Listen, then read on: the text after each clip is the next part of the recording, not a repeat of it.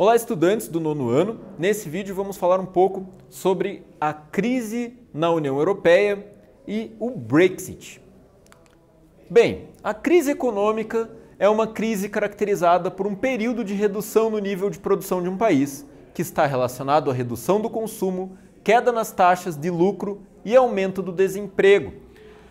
Quando a gente está falando de uma crise econômica, então, é quando, por algum motivo específico, a economia começa a sofrer, e acaba gerando um efeito dominó, arrastando vários outros países a sobreviver, a viver, na verdade, a mesma crise. Analisem a reportagem a seguir o que foi a crise de 2008 e como afetou a economia global. A crise de 2008 foi um dos momentos que mais balançou a economia global em quase um século. A situação foi tão crítica que o sistema bancário mundial chegou a ficar à beira do colapso. A crise financeira de 2008 é considerada o maior desastre econômico desde a Grande Depressão de 29.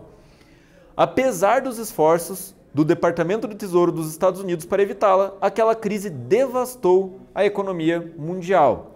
Então, uma crise que se iniciou nos Estados Unidos em 2008 refletiu para o mundo todo, inclusive no Brasil.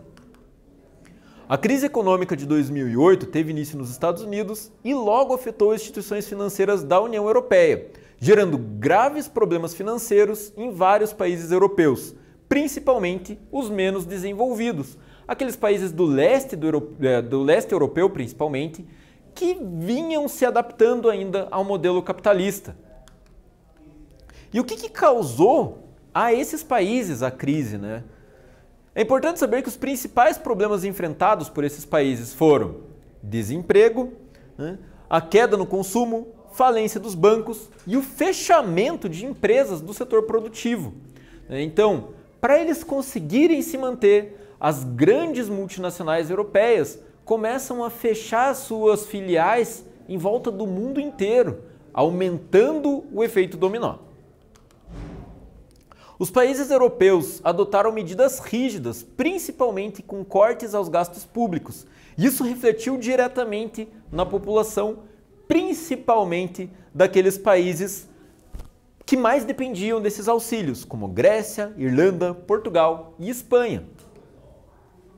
As medidas dos governos afetaram a população da seguinte forma: a falta de emprego, corte dos benefícios sociais, então vai ter uma reformulação da Previdência Social, vai ter uma reformulação da renda mínima, diminuição em investimentos como saúde e educação, aumento de impostos e aprofundamento das desigualdades.